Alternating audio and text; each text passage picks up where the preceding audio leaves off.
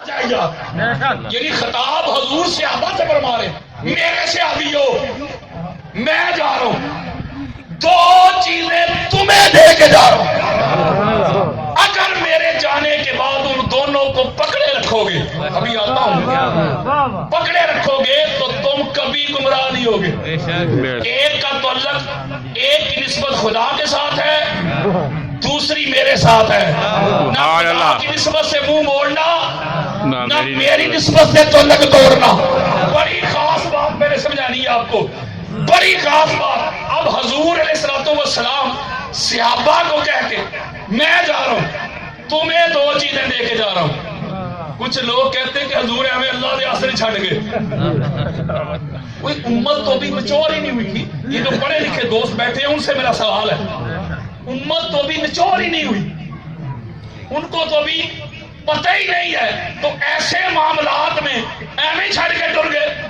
اور ایویں تو وہ کالج کا پرنسپل نہیں جاتا اس کا بھی وائس پرنسپل ہوتا ہے یار ایویں تو مسجد کا امام نہیں جاتا اس کا بھی نائب امام ہوتا ہے اسکول کا پرنسپل نہیں جاتا اس کا بھی وائس پرنسپل ہوتا ہے حضرت جی ایویں نہیں گئے ہاتھی اور مادی دے کر گئے سبحان اللہ سبحان میرے اللہ آقا نے فرمایا دو چیزیں تمہیں دے کے جا رہا ہوں یا ایھا الناس انی قد ترکت فیکم ما ان اخذتم بہ لن تضلوا کتاب اللہ و اطاعت اہل بیتہ وفی روایت انی تارک فیکم الثقلین وفی روایت انی تارک فیکم امرین وفی روایت انی تارک فیکم خلیفتین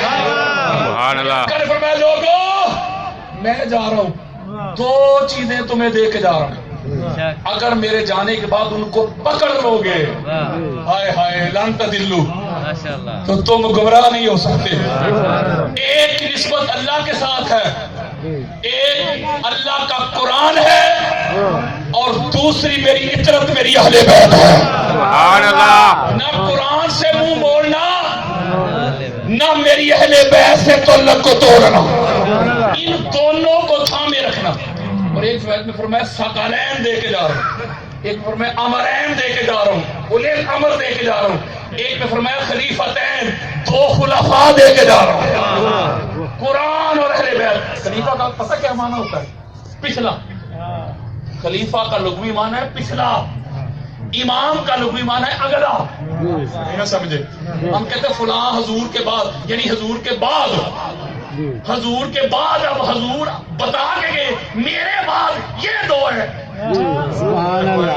یا قرآن ہے یا میری اہل بیت ہے سبحان اللہ اگلی بات سنیں فرمایا لن تضلوا بعدی یہ بڑی خاص بات ہے حضور فرماتے ہیں کہ جس ایمان کی دولت سے تم کو مالا مال کیا جو میں نے محنت کر کے ریاضت کر کے پیٹ پہ پتھر باندھ کے کھد کے کھود کے طائف میں اپنے پاؤں لہو لہان کر کے باپ دادا کا وطن چھوڑ کے ساری محنت کر کے جس ایمان کی دولت سے تمہیں مالا مال کیا ہے سرفراز کیا ہے مزین کیا ہے اگر چاہتے ہو نا کہ میرے ظاہرن جانے کے بعد بھی تم ہدایت یافتہ رہو تو اس کی ایک ہی صورت ہے فرمایا کیا کہ قرآن کو بھی تھامے رکھنا قرآن والوں اہل بیت کو بھی تھامے رکھنا میں ایک سیدھی سی بات آپ سے پوچھتا ہوں میرا حق بنتا ہے نہ لڑائی نہ جھگڑا حضور فرما رہے ہیں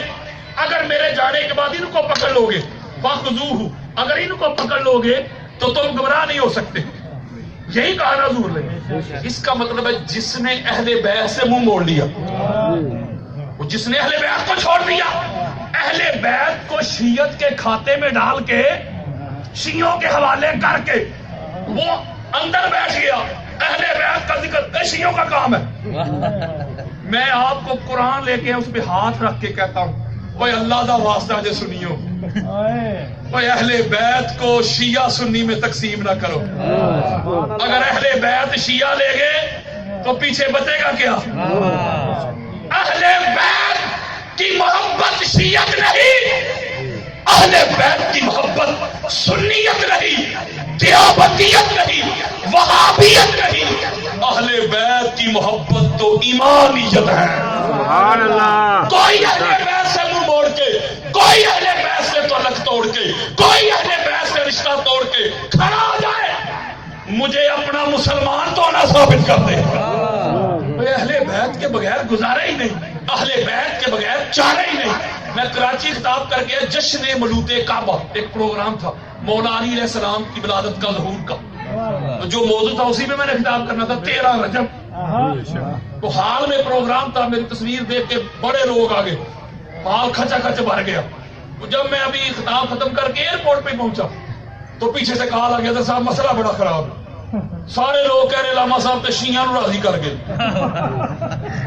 میں نے ایک جملہ کہا تھا وہاں آپ کو سنا دیتا، میں نے کہا اللہ کے بندو اگر علی کے ذکر سے شیعہ راضی ہو رہے ہیں تو تم راضی کیوں نہیں ہوتے؟ کون سا بدر کی لڑائی میں علی کی تلوار سے تو اڈے بڑے مرے سن، وہ راضی کیوں نہیں ہوتے؟ جو اہل بیت کے ذکر سے راضی نہیں ہوتا، آپ شیعہ سنی کی بات کرتے ہیں، انسان ہی نہیں رہتا، انسانیت سے نکل جاتا ہے۔ بے شک اہل بیت کے بغیر گزارا ہی نہیں، ان کے بغیر چارہ ہی نہیں۔ تو حضور فرما رہے ہیں صحابہ کو کہ ہدایت تمہیں تب ملے گی جب میرے جانے کے بعد اہل بیت کے در پہ آؤ گے، سیدہ کی دہلیز پہ آؤ گے، علی اور مرتضیٰ کی دہلیز پہ آؤ گے، حسنین کے دوارے پہ آؤ گے، میرے جانے کے بعد یہ میرے نائب ہیں، میرے جانے کے بعد یہ خلیفہ ہے، ان کی دہلیز پہ آنا ہے، ان کی چوکھٹ پہ آنا ہے۔ یا رسول اللہ اگر آگے تو ملے گا کیا؟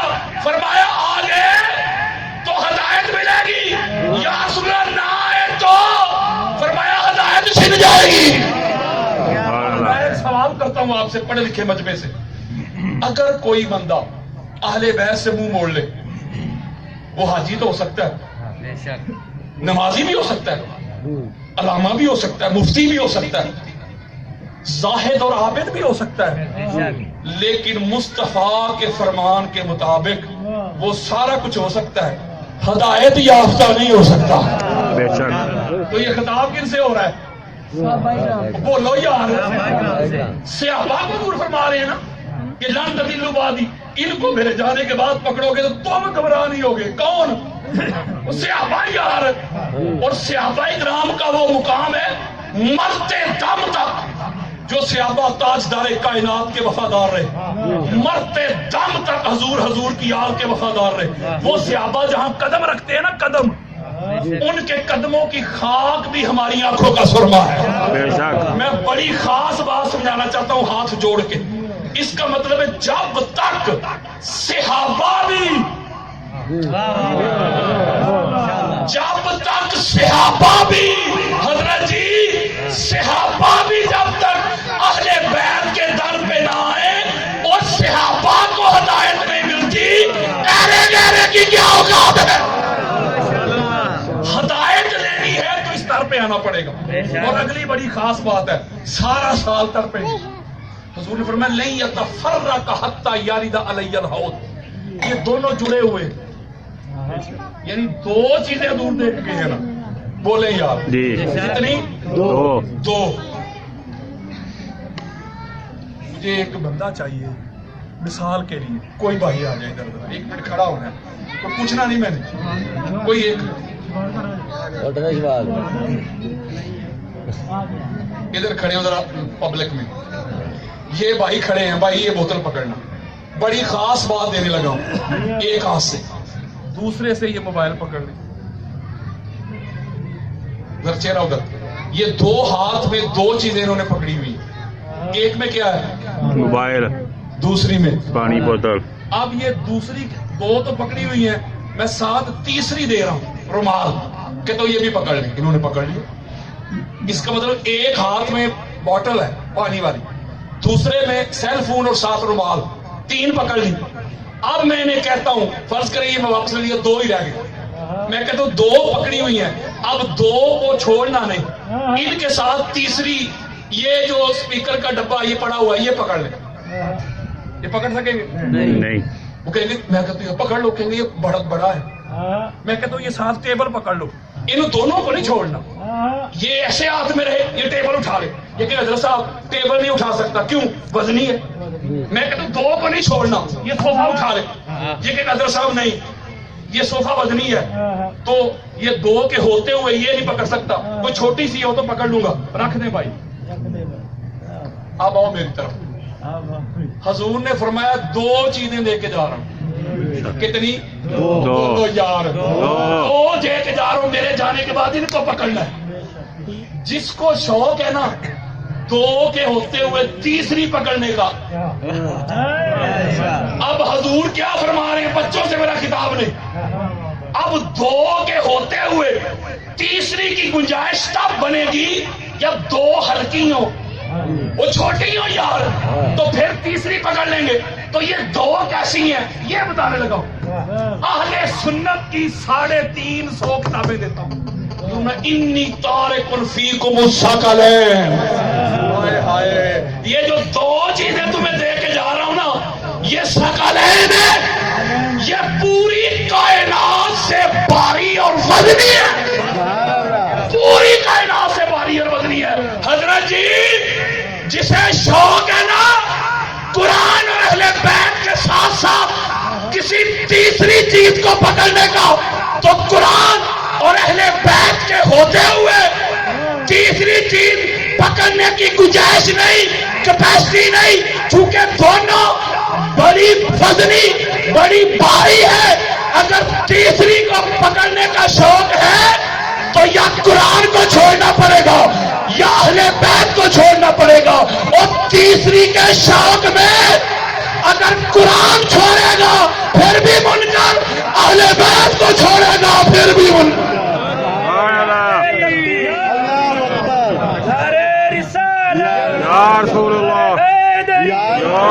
اس لیے تیسری آپشن کا کلا کما کر دیا حضور، اس کو نیست و نبود کر دیا، سمندر کے سپرد کر دیا۔ حضور فرماتے یہ دیکھنے میں دو ہے، حقیقت میں ایک ہے۔ وہ قرآن کا پریکٹیکل کسی نے دیکھنا ہو، یعنی قرآن ہے تھیوری، پریکٹیکل نہیں، قرآن کا پریکٹیکل دیکھنا ہو تو مصطفیٰ کی اہل بیت ہے۔ کسی نے چلتا پھرتا قرآن دیکھنا ہو تو حضور کی آیت دیکھنا۔ فرض کرے قرآن نے تھیوری دی، قرآن نے تھیوری پاس کی کہ شہید زندہ، یہ قرآن کی تھیوری ہے۔ اب قرآن بتاتا نہیں کہ شہید کیسے زندہ، بلکہ قرآن کہتا ہے تم سمجھ ہی نہیں سکتے، تمہیں شعور ہی نہیں۔ قرآن کہتا ہے شہید زندہ، ساتھ کر تم نہیں سمجھ سکتے، تمہیں شعور ہی نہیں۔ وہ تھیوری ایسی ہوتی ہے، تھیوری جو ہے۔ اب میرے مصطفیٰ کے شہزادے حسین نے سر کٹوا کے نیزے پہ چڑھا کے قرآن پڑھ کے دنیا کو دکھا دیا، بتا دیا، سمجھا دیا کہ شہید ایسے زندہ۔ اس کا مطلب ہے یہ لازم و ملزوم ہے، قرآن کو انٹرپریٹ کرنے والی ذات حضور کی آل ہے۔ اس کا مطلب ہے اس لیے حضور نے فرمایا دونوں جڑے ہیں۔ یہ بڑا خاص نقطہ ہے، بڑا خاص نقطہ ہے۔ میں بس کلوزنگ کی طرف آ رہا ہوں، ورنہ گھنٹے ڈیڑھ گھنٹے میں شروع ہوتا ہوں۔ ماشاءاللہ یہ بڑی خاص بات میں نے دینی ہے، ہاتھ جوڑ کے سادات جو بیٹھے ہوئے ان کے قدم چوم کے۔ میں ایک سید کی کار پہ ہی آیا ہوں، میں سادات کا نوکر ہوں، غلام۔ پوری دنیا کی سادات مجھے دعائیں دیتی ہیں، میں ان کی دعاؤں کی وجہ سے ہی آپ کے سامنے بیٹھا ہوں، ورنہ جتنی میری مخالفت ہو رہی ہے میں آپ کو بتا نہیں سکتا۔ جس نے بھی اس گھر کی نوکری کی ہے فتوے آئے ہیں، اس گھر کو ماننا کبھی بھی آسان نہیں رہا۔ آپ کیا سمجھتے ہیں؟ آپ اہل بیت اطہار کی افضلیت کی بات کریں گے، آپ پاک سیدہ کی معصومیت کی بات کریں گے تو لوگ آپ کے گلے میں پھولوں کے ہار ڈالیں گے۔ اگر اس گھر کو ماننا ہے تو فتووں کے لیے تیار ہو جا، اس گھر کو ماننا ہے تو گالیوں کے لیے تیار ہو جا، گولیوں کے لیے تیار ہو جا، سوشل بائیکاٹ کے لیے تیار ہو جا، بم دھماکوں کے لیے تیار ہو جا۔ اس گھر کو ماننا نہ کل آسان تھا نہ آج آسان ہے، لیکن اس کے باوجود بھی کتب حدیث پڑھے، کتب تفاسیر پڑھے، کتب سیر پڑھے، آپ کو سمجھ آ جائے گی۔ جو وقت کے حکمران ہوتے تھے، بادشاہ ہوتے تھے، انہوں نے اہل بیت اطہار کے غلاموں کو، دیوانوں کو، پروانوں کو خریدنے کی کوشش کی، مال کی آفر ہوئی، جگیروں کی آفر ہوئی، اور منسٹریوں کی آفر ہوئی یار.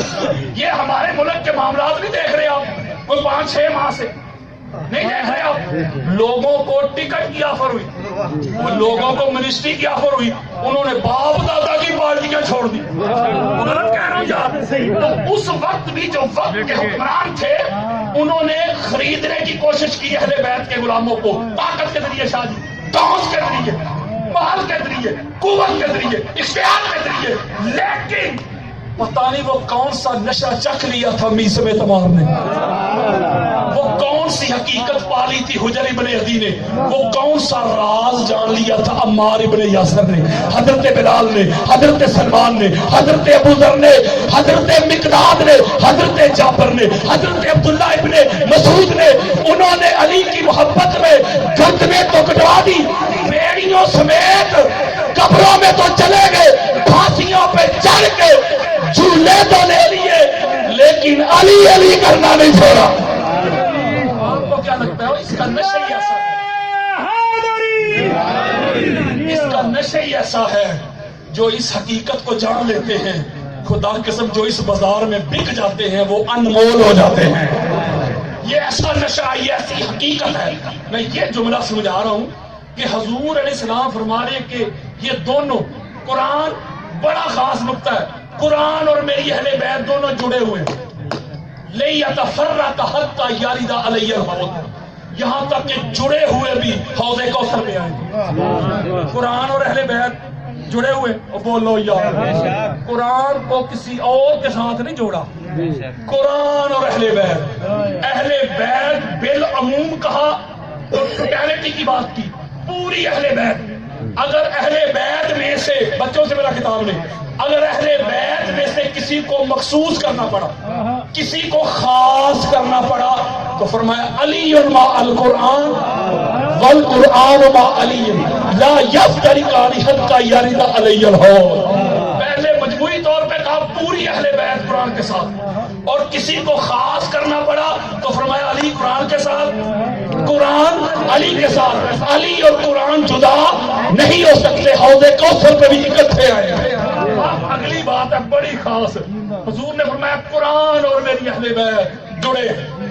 یہ بچے بیٹھے ہوئے سب سے چھوٹے, میں اس بچے کو قرآن دوں اور ساتھ انگریزی کی کتاب دے دوں, سائنس کی, بایولوجی, تو بیٹا یہ قرآن میں نا بایولوجی کی کتاب رکھ دے, یا قرآن اور سائنس کی کتاب کو جوڑ دے. یہ بچہ کہے گا نہیں نہیں یہ نہیں میں کام کر سکتا. کیوں؟ بچہ کہے قرآن پاک ہے, انگریزی کی کتاب بایولوجی کی ناپاک ہے, تو لہذا میں ایسا نہیں کر سکتا. اگر میں نے قرآن کے ساتھ انگریزی کی بایولوجی کی کتاب جوڑ دی تو مولوی صاحب کی طرف سے فتویٰ آ جائے گا, قرآن کی بے ادبی ہو گئی, نہ جانے کون مار دے کافر کہہ کے. شہر کا شہری مسلمان بنا پھرتا ہے, وہ کہے گا نہیں بھائی میں یہ کام نہیں کر سکتا. اب اسے 2 قرآن دوں بچے کو, وہ بیٹا دونوں کو جوڑ دے, یا 4-5 دوں, ایک قرآن نیچے رکھ, اس کے اوپر دوسرا, تیسرا, چوتھا, 5واں رکھ. یہ ہاتھ جوڑ, میں پوری دنیا میں تبلیغ کر رہا ہوں, لوگوں کو قرآن اور حضور کے فرمان کی طرف بلا رہا ہوں. ہاتھ جوڑ کے میری تبلیغ سنیں. اب 2 قرآن دوں, دونوں کو جوڑ دے, یا ایک کو نیچے رکھے, اوپر دوسرا, تیسرا, چوتھا قرآن رکھے, کوئی فتویٰ آئے گا نہیں. اس لیے نہیں آئے گا کہ دونوں قرآن ہیں. ہاتھ جوڑ رہا ہوں. حضرت جی پتہ چلا قرآن کے ساتھ وہی جڑے گا جو قرآن جیسا ہو. یار وہی جڑے گا نا جو قرآن. ایک جملہ کہنے لگا ہوں سادات کے قدم چوم کے, حضرت جی قرآن کے ساتھ وہی جڑے گا جو قرآن جیسا ہو. اے قرآن بتا تو صحیح کہ تو کیسا ہے, تاکہ دنیا کو پتا تو چل جائے کون قرآن جیسا ہے. جب قرآن کا پتا چل جائے بندے کو کہ قرآن کیسا ہے, تو پھر سمجھ آ جائے گی نا کہ دنیا میں کون قرآن جیسا ہے. سیدھی سی بات ہے یار. اب قرآن بتا رہا ہے, ہم قرآن سے پوچھتے تو کیسا ہے, قرآن بتائے گا کہ میں ایسا ہوں. پھر بات یہ آسان ہو جائے گی کہ کون قرآن جیسا ہے.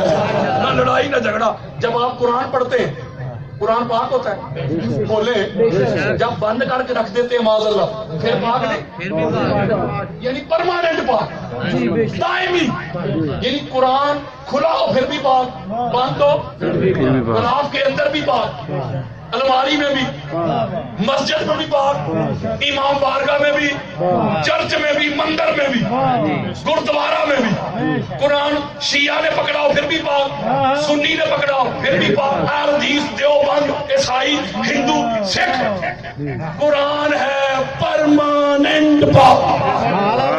میں کوئی لڑائی کرنے آیا ہوں، میں یہ سینہ چوڑا کر رہا ہوں۔ حضرات میری طرف، قرآن ہے پرماننٹ پاک۔ پوری کائنات میں 14 کو چھوڑ کے کوئی 15واں دکھا جو پرماننٹ پاک ہو۔ نہیں نہ سمجھے، میں سمجھا دیتا ہوں۔ کسی ولی کی بیٹی ہو، کسی غوث کی بیٹی ہو، کسی قطب کی بیٹی ہو، کسی صحابی کی بیٹی ہو، اوپر تک جا رہا ہوں، یہ شریعت دے رہا ہوں۔ شریعت کسی کے باپ کی نہیں، شریعت مصطفیٰ دے رہا ہوں۔ بڑی سی بڑی شخصیت کی بیٹی کیوں نہ ہو، جب وہ مخصوص ایام میں ہوتی ہے، شریعت کا حکم آ گیا، قرآن نہیں پکڑ سکتے۔ بولا پکڑنا چاہتی ہوں، پر میں نہیں، تو ہے اس وقت ناپاک۔ قرآن کو پاک پکڑتے ہیں، نماز نہیں پڑھ سکتی، تو اس وقت ناپاک ہے۔ نماز کی شرط ہے طہارت، وہ اللہ کے گھر میں نہیں آ سکتی، اللہ کے گھر میں آنے کی شرط طہارت ہے۔ اس کا مطلب یہ ہوا اینی بھی اوقات ہے میری حضرت جی تے تیرے بڑیاں، یار غلط کہہ رہا ہوں۔ امام جلال الدین سیوطی کی جامع صغیر اٹھا لو، خصائص الکبریٰ اٹھا لو، اہل سنت کے سر کا تاج۔ یہ امام سیوطی پتہ کون ہے؟ جن کو 73 مرتبہ 73 ٹائمز 73 مرتبہ جاگتے ہوئے جن کو تاجدار کائنات کی زیارت ہوئی۔ سبحان اللہ، سبحان اللہ۔ مولوی صاحب کا وعدہ دے رہا ہوں، امام سیوطی وہ حدیث لے کے آئے ہیں، وہ کہتے ہیں آ تجھے بتاؤں سارے ایک کوجے والے ہو، کہتے ہیں پانچ تن پاک نہیں کہنا چاہیے، سب تن پاک کہنا چاہیے۔ آ تجھے بتاؤں، آپ روایت لے کے آئے ہیں 15 رمضان کا مبارک دن ہے، پاک سیدہ مصلی نماز پہ تشریف فرما ہے، مولا حسن علیہ السلام کا ظہور ہوا۔ آسان کر دیتا ہوں، مولا حسن علیہ السلام کی ولادت ہوئی، مولا حسن علیہ السلام کی ولادت ہوئی۔ حضرت جی وہ نہ نماز چھوٹی ہے نہ روزہ ٹوٹا،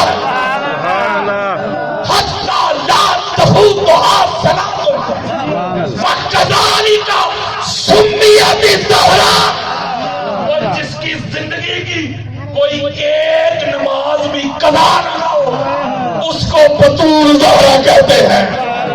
تو یہ اور دیتا ہوں، فرض کریں کوئی کہ نہیں جی نہیں سارے ایک ہوتے ہیں، ان سے لڑائی نہیں کرنی، جو کہ نہیں سارے ہی پرماننٹ پاک ہیں، اس سے ایک بات کرنی ہے، لڑائی نہیں۔ لڑتا ہوا جس کے پاس دلیل نہ ہو۔ قرآن نے اللہ رب العزت نے حضور کو فرمایا کہ سونیا یہ جو تیرے راستے میں گڑھے کھوتے ہیں، یہ جو تیرے راستے میں کانٹے بچھاتے ہیں، پتھر پھینکتے ہیں، ان کو کہو کہ لڑائی نہ کرو، کانٹے نہ بچھاؤ، گڑھے نہ کھودو، کل ہاتھو برہان ان کنتم صادقین، اگر سچے ہو دلیل لے کے آؤ، ایویڈنس لے کے آؤ، برہان لے کے آؤ۔ آپ چیک کر لیں ذرا کتب حدیث کتب تفاسیر پڑھ کے دیکھ رہے علماء بیٹھے ہوئے، اے جننے بھی لڑے جے نا اے سارے ہی بے دلیلے سن۔ وہ لڑتا ہی وہ ہے یار، جب دلیل ختم ہوتی ہے تو لڑائی شروع ہوتی ہے۔ تو آپ کے پاس دلیل ہے، آپ نے دلیل سے بات کری، حضرت جی چلو ٹھیک ہے سارے ایک ہو جائے، آپ ایسا کرنا تیری بیوی کے ہاں، تیری بیٹی کے ہاں، تیری بہو کے ہاں، تیری بہن کے ہاں ولادت ہونے والی ہے، ولادت کا وقت آ جائے قریب، تو ایمبولینس والے کو کال کرے، گاڑی والے کو کال کرے، گاڑی تیرے دروازے پہ آ جائے، تو گاڑی میں بہن کو، بیوی کو، بہو کو، بیٹی کو بٹھائے، اور ڈرائیور کو کہے چل بھائی جامعہ مسجد فضانے مدینہ لے چل نہیں نہ سمجھے وہ کہے گا حضرت جی یہ تہاڈی مت تے نہیں ماری گئی اللہ کے گھر بچے پیدا ہوتے ہیں آپ کہہ رہے جامعہ مسجد فضانے مدینہ لے چل کیوں وہ کہتے ہیں جو پیدا ہوتا ہے ناپاک ہوتا ہے پیدا کرنے والی ناپاک ہو جاتی ہے کپڑے ناپاک ہو جاتے ہیں بستر ناپاک ہو جاتا ہے جب تک وہ نفاس سے نکل نہ جائے وہ شریعت کا احرام جان اچھا بس انہیں کی اوقات ہے آ تجھے بتاؤں 13 رجب کا دن ہے نیٹ کے اوپر میں نے ٹی وی چینل سے لے کے لائبریری تک 1.5-2 گھنٹے ایسے کتابیں اٹھا کے دکھائی ہوئی ہیں ابھی یوٹیوب پہ لکھے آ جائے گا لاکھوں لوگوں نے لیکچر سنا ہوا ہے میں نے 70 اہل سنت کی کتابیں دکھائی ہوئی ہیں اسی بات پہ اس نقطے 13 رجب کا دن ہے اللہ کے پاک گھر میں ایک پاک بندی اللہ کے گھر کا طواف کر رہی ہے مولا علی علیہ السلام کے ظہور کا آسان کر دیتا ہوں ولادت کا وقت آیا اپنے گھر جانے لگے آواز آئی فاطمہ بنت اسد اپنے گھر نہیں میرے گھر کے اندر مولا تیرا گھر تو پاک ہے طاہر مطہر منزہ مصفہ مجلہ آواز آئی یہی تو دنیا کو بتانا چاہتا ہوں یہی تو عقل کے اندروں کو سمجھانا چاہتا ہوں وہ جو آنے والا ہے بائی برتھ پاک ہے جو پیدا کرنے والی ہے پرماننٹ پاک ہے جہاں پیدا ہونے والا ہے جگہ کائنات سے پاک ہے یارو سیدھا سا فارمولا نہ لڑائی نہ جھگڑا اوے علی تے آئے نہیں کعبے چ گل نہیں مک گئی او تیری گل کر لینا اوے علی تے جمے نہیں کعبے چ اوے علی تے آئے نہیں کعبے چ تو کوئی اپنا بڑا وڈیرا کسے مسیح ہی پیدا کروا تے پھر علی نال مقابلے کروا بچے کی ولادت ہوتی ہے تو شریعت کے مطابق اسے غسل دیتے ہیں اس کی جو علائشیں ہوتی ہیں علائشیں کو کاٹا جاتا ہے صاف کیا جاتا ہے غسل دے کے پھر علماء جا کے اذان کان میں کہتے ہیں ٹھیک ہو گیا بولو یار ٹھیک کہہ رہا ہوں اب کوئی ایک ضعیف حوالہ مجھے دے دے کہ خانہ کعبہ کے اندر کوئی نلکا لگا تھا کچھ آپ کوئی نلکا لگا ہوا تھا ادھر کہ پاک سیدہ نے مولا کو غسل دے دیا ادھر جی کوئی 10 منٹ 15 منٹ بھی نہیں رہی ایک روایت میں 3 دن ایک روایت میں 7 دن چلو ہم چھوٹی مان لیتے ہیں 3 دن تو رہی ہیں نا بولو یار تو اس کا مطلب 3 دن تک رہی ہیں پتا چلا دنیا میں ایک اعلان ہو گیا اوے مان لے پرماننٹ پاک اور ہے اور کبھی کبھی والے اور ہیں یہ کبھی کبھی سے مراد پتا کیا کبھی کوئی پاک ہوتا ہے کبھی ناپاک ہوتا ہے یہ ایسے کبھی بھی ناپاک نہیں ہوتے معذاللہ ایک دیتا ہوں سیاستہ سے اور حدیث یہ میں چھوڑنا نہیں چاہتا بڑی خاص ہے سیاستہ سے انشاءاللہ اپنے وقت پہ ختم کروں گا سیاستہ سے آپ کو پتا ہے کہ حضور علیہ السلام نے جب کوئی اہم اعلان فرمانا ہوتا تو پہلے دعوت دیا کرتے تھے حضرت بلال بولو اب حضرت بلال نے پھر دعوت دی ایک ایک بندے کو جا دے کہ کل مس نہیں کرنی عصر کی نماز حضور نے بڑی خاص بات کرنی ہے سارا مجمع سامنے نماز ہو گئی سارے صحابہ اکرام بڑے سے لے کے چھوٹے تک پہلے سے لے کے آخری تک حضرت ابوبکر سے لے کے حضرت بلال تک سارے صحابہ اکرام نظروں کے سامنے میرے حضور نے خطبہ ارشاد فرمایا میں اہل سنت کی 150 کتابیں دیتا ہوں سیاستہ کی حدیث دیتا ہوں میں وہ کس سے سنا رہا ہوں یار میرے آقا نے فرمایا لوگوں کبھی تم پاک ہوتے ہو کبھی تم ناپاک ہوتے ہو یہ جب کبھی ناپاک کا معنی نہ ہو سکتا مولوی صاحب کے علامہ صاحب صحابہ کی بے ادبی کر کے میں یہ جملہ سمجھا رہا ہوں کہ جب ان پہ غسل واجب ہوتا تھا اس وقت تو ناپاک ہوتے تھے بولو یار جب غسل واجب ہوتا حضور ہمارے کبھی تم ناپاک ہوتے ہو کبھی تم پاک ہوتے ہو جب تم ناپاک بھی ہوتے ہو نا تو اللہ کے پاک گھر میں آ جاتے ہو بولو یار حدیث دے رہا ہوں کس کا دے رہا ہوں اب حضور کیا فرماتے حضرات اب نیا آرڈر آ گیا کا حکم آ گیا. جی آقا فرمایا جڑے کبھی کبھی والے نے نا ایک کل تو بوئے باریاں بند کر لو, کوئی نہیں آ سکتا اللہ کے گھر میں. جی آقا فرمایا ہاں محمد آ سکتے ہیں, علی آ سکتا ہے, پاک سیدہ آ سکتی ہے, پاک حسن آ سکتے ہیں, پاک حسین آ سکتے ہیں. یا رسول اللہ یہ آ سکتے ہیں, باقی کیوں نہیں آ سکتے؟ میرے آقا فرماتے ہیں یہ پرماننٹ پاک ہے, باقی کبھی کبھی والے پاک ہیں. جب یہ اعلان ہو گیا, میں حدیث دے رہا ہوں, اعلان ہو گیا تو چہ مغویاں شروع ہو گئی جو منافقین تھے.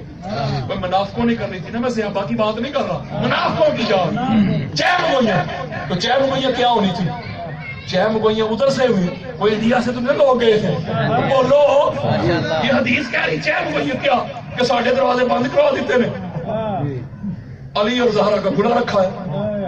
حضور علیہ السلام جو ساری کائنات کے لیے رحمت بن کے کبھی کبھی جلال میں آتے تھے. پتہ نہیں یہ بات آقا علیہ السلام کے دل میں کتنی چبھی, جلال میں آتے دوبارہ اکٹھا کیا سب, پھر خطبہ دیا. میرے آقا فرماتے ہیں وہ پاک سیدہ کا دروازہ کھلا رکھا ہے, تمہارے دروازے بند کر دیے ہیں. اس میں اگر مگر کرنے والا, اس بات کی بند کرنے والوں, چہ مغویاں کرنے والوں, میں محمد بن عبداللہ نہ کسی کے دروازے بند کرواتا ہوں نہ کسی کا دروازہ کھلواتا ہوں. اللہ نے تمہارے بند کروائے ہیں, اللہ نے علی کا کھلا رکھا ہے. اب فتوا لگانا ہے تو اس پہ لگاؤ, اب مروڑ ظاہر کرنا ہے تو اس پہ کرو. سمجھ آ گئی کہ پرماننٹ پاک اور ہے, بولو یار, اور کبھی کبھی والے اور یہ قرآن کی خصلت ہے, قرآن کی صفت ہے, قرآن کی خوبی ہے کہ قرآن پرماننٹ پاک ہے. پرماننٹ تو یہ 14 بھی پرماننٹ پاک ہے. بڑی معروف حدیث ہے, جامع ترمذی میں بھی موجود ہے, ہماری سیاستہ کی سنن نسائی میں بھی ہے, ابو داؤد میں بھی ہے, الفاظ کے رد و بدل کے ساتھ 150-200 کتب میں آپ نے بھی سنی ہوئی ہے. یہ جو آیا تطہیر ہے, ام المومنین حضرت ام سلمہ رضی اللہ تعالی عنہا, اہل ایمان کی امی جان. پتہ نہیں مولوی صاحب نے ماں کیوں نظر نہیں ہوتی, یہ اس لیے نظر نہیں آتی, یہ وہ ماں ہے ہماری. جب پاک سیدہ بیمار ہوئی, ان کی مصیبت میں, بیماری میں ان کی خدمت کرتی ہے. یہ وہ ماں ہے ہماری جن کو پاک سیدہ پاک خدیجۃ الکبریٰ صلوات اللہ علیہا کے بعد ماں کہہ کے بلاتی ہے. یہ وہ ماں ہے ہماری. جب مولا حسین بادشاہ سرکار کربلا معلیٰ تشریف لے کے گئے تھے تو پیچھے فاطمہ صغریٰ سلام اللہ علیہا کی خدمت کرتی رہی ہے. یہ وہ ماں ہے ہماری جن کو حضور علیہ السلام نے کربلا معلیٰ کی مٹی عطا کی تھی, جو جبریل امین لے کے آئے تھے. یہ وہ ماں ہے ہماری جو ہر نماز میں اہل بیت کے دشمنوں پہ لعنت میں جاتی ہے. ام المومنین حضرت ام سلمہ رضی اللہ تعالی عنہا وہ روایت کرتی ہیں, وہ کہتی کہ یہ جو آیت ہے نا, آیت تطہیر, یہ میرے گھر میں نازل ہوئی. لما نازلت هذه الآية إنما يريد الله ليذهب عنكم الرجس أهل البيت ويطهركم تطهيرا في بيت أم سلمة. میں ترمذی دے رہا ہوں یار, ام المومنین ام سلمہ کے گھر نازل ہوئی. توجہ ذرا میرے طرف رکھنی ہے. اما روایت کرتی ہے فدار رسول اللہ صلی اللہ علیہ وآلہ وسلم علی و فاطمہ و حسن و حسین فجل لهم بکسائے. جب یہ آیت نازل ہوئی, اما کہتی بڑی خاص بات دے رہا ہوں, اپنے موضوع سے ریلیٹڈ بات ہے, بڑی خاص بات. کہ جب نازل ہوئی حضور علیہ السلام نے پاک سیدہ کو بلایا, مولا علی کو بلایا, مولا حسن کو حسین کو بلا کے اب ان کے اوپر اپنی ردا پھیلا دی, یعنی چادر تطہیر پھیلا دی. چادر اوپر ایک ہے, نیچے تن کتنے ہیں؟ بولو یار 5. اور آپ فرماتی جب ان کو ایسے کھڑا کر کے اوپر چادر کو پھیلا کے فقال رسول اللہ صلی اللہ علیہ وآلہ وسلم اللہم ہاؤلائی اہلی. ہوئے ہوئے حضور مدے یہ میری اہل بیت ہے. فَأَذْهِبْ عَنْهُمُ الرِّجْسَ وَطَهِرْهُمْ تَطْهِيرًا. مولا نجس کو ان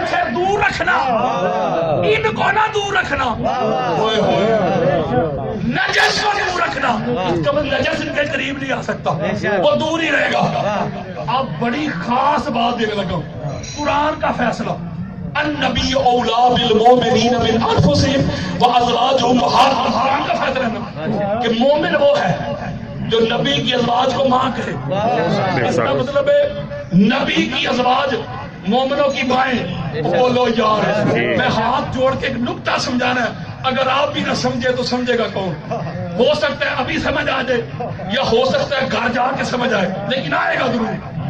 اب اماں کہتی ہیں جب میں نے یہ منظر دیکھا نا تو میں نے عرض کی وَأَنَا مَعَهُمْ یا نبی اللہ، آقا میں بھی آ کے نیچے شامل ہو جاؤں، یہ جو 5 ہیں چھٹی میں بھی بن جاؤں، آقا آپ کے ساتھ ان کے ساتھ میں بھی شامل ہو جاؤں۔ یارو بیوی کو پنجابی میں کہتے ہیں گھر والی، وہ نہیں کہتے۔ اس کا مطلب ہے ام المومنین حضرت ام سلمہ رضی اللہ تعالیٰ عنہ حضور کی گھر والی ہے۔ جب انہوں نے خواہش کا اظہار کیا یا رسول اللہ میں بھی آ جاؤں ان کے ساتھ، میں شامل ہو جاؤں، اب جواب سنو، میری کوئی شرح نہیں، میری کوئی انٹرپریشن نہیں ہے، حدیث کا متن اور ترجمہ دے رہا ہوں، اہل سنت کی 150 کتب دے رہا ہوں۔ میرے آقا کیا فرماتے ہیں؟ انتی علی مکانی کی و انتی علی خیر۔ میرے آقا فرماتے ہیں ام سلمہ تو جہاں کھڑی ہے نا وہ بھی خیر ہے، بہترین مقام ہے، یعنی میری زوجیت میں ہو خیر ہے نا، جہاں کھڑی ہے خیر ہے، اعلیٰ جگہ ہے، ادھر ہی کھڑی ہے، ادھر نہیں آ سکتی۔ یا رسول اللہ کیوں؟ فرمایا پرماننٹ پاک اور ہے اور کبھی نبی والے اور ہیں۔ میں ایک جملہ کہنے لگا ہوں، جتنے بھی صحابہ ہیں ام المومنین حضرت ام سلمہ کو ماں مانیں گے تو مومن بنے گے۔ نہیں سمجھے یار، قرآن کا فیصلہ، حضرت ابوبکر صدیق بھی ان کو ماں مانے گے، حضرت عمر بھی مانیں گے، حضرت عثمان بھی مانیں گے، حضرت بلال بھی، سلمان فارسی، جعفر بن عبداللہ ابن عباس ابن عبد المطلب، وہ سارے مانیں گے۔ ایک جملہ نہ کہوں، خدا کرے کہ تیرے دل میں اتر جائے میری بات۔ حضرت جی اوے میں کون تو کون، ہماری اوقات کیا؟ اوے میں ایک جملہ کہنے لگا ہوں، اوے پنجتن پاک کے ساتھ دوسروں کو کمپیئر کرنے والوں، اوے موازنہ کرنے والوں، تقابل پیش کرنے والوں، غور کرو، فکر کرو، تدبر کرو، پنجتن پاک جیسی ان کے ساتھ کھڑا ہونے کی اہلیت کو ایمان والوں کی ماں کو نہیں ملتی، اور بیٹوں کی کیا اوقات ہے؟ وہ ان جیسی تو ماں نہیں ہو سکتی تو بیٹوں کی اولاد کی کیا حیثیت رہ جاتی ہے؟ اس کا مطلب یہ ہوا کہ قرآن بھی پرماننٹ پاک اور یہ 14 بھی پرماننٹ پاک۔ اب میں اس پر دلائل نہیں دیتا، بات ختم کرتا ہوں، پھر کبھی انشاءاللہ زندگی رہی تو آگے میں مزید آپ کو یہی موضوع لے کے جاؤں گا، لیکن ایک نکتہ ضرور سمجھاتا ہوں، دلائل نہیں دیتا، ورنہ ایک پہ جیسے ابھی میں نے صرف یہ پرماننٹ پاک پہ دیے، جیسے قرآن پرماننٹ پاک، یہ 14 پرماننٹ پاک۔ قرآن کہتا ہے میں نور ہوں،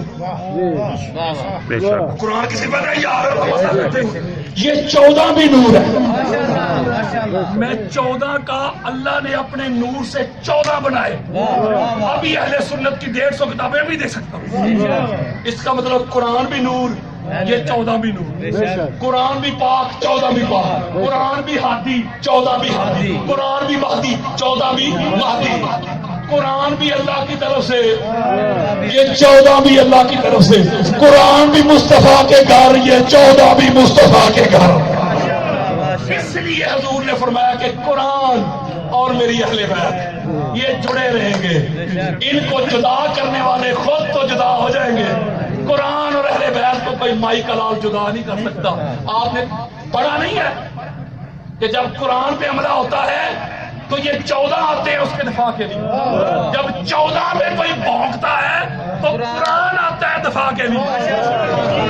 تو یارو جب ان پہ حملہ ہوا قرآن پہ تو قاری قرآن تو بڑے تھے، قرآن کے حفاظ تو بڑے تھے، اور قرآن کرنے والے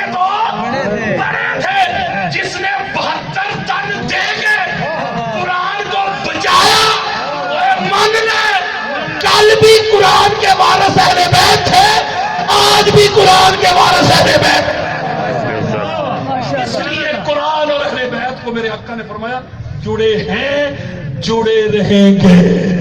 آخری چند لائنیں ہاتھ جوڑ کے دیتا ہوں، اللہ کی عزت کی قسم کھا کے کہتا ہوں، قرآن لے کے آؤ، واللہ باللہ تاللہ ساری رات میں کتب حدیث کے سمندروں میں غوطے لگاتا ہوں، میرے بستر پہ کتابیں پڑھی ہوتی ہیں، میرے سر پہ کتابیں پڑھی ہیں، میں جب سوتا ہوں میرے سینے پہ کتاب پڑھی ہوتی ہے، لاکھوں حدیث مصطفیٰ کے میں نے جام پیے، 20 سے زائد اہل بیت کی عظمت پہ، نفاست پہ، طہارت پہ میں کتابیں لکھ چکا ہوں، ہزاروں میں اس کا تعارف نہیں کروا رہا، وقت نہیں ہے میرے پاس، میں ایک جملہ کہنے لگا ہوں، لاکھوں حدیث مصطفیٰ کے میں نے جام پیے، واللہ باللہ تاللہ مجھے حضور کی اہل بیت جیسا کوئی نظر نہیں آیا۔ اس کار کے منگتے بن جاؤ، اس کار کے بھکاری بن جاؤ، ان کو شیعہ سنی میں تقسیم نہ کرو، اہل بیت کے بغیر گزارا نہیں، اہل بیت کے بغیر چارہ نہیں ہے۔ آج لے ان کی پناہ، آج مدد مانگ ان سے، کل نہ مانیں گے، قیامت کو گھر مان گیا۔ جب قیامت کا دن ہوگا، جب پاک سیدہ قیامت میں نبیوں کی گردنیں جھکی دیکھو گے، پھر تو بڑے بڑے مان جائیں گے۔ جب قیامت کے روز پیاس کی شدت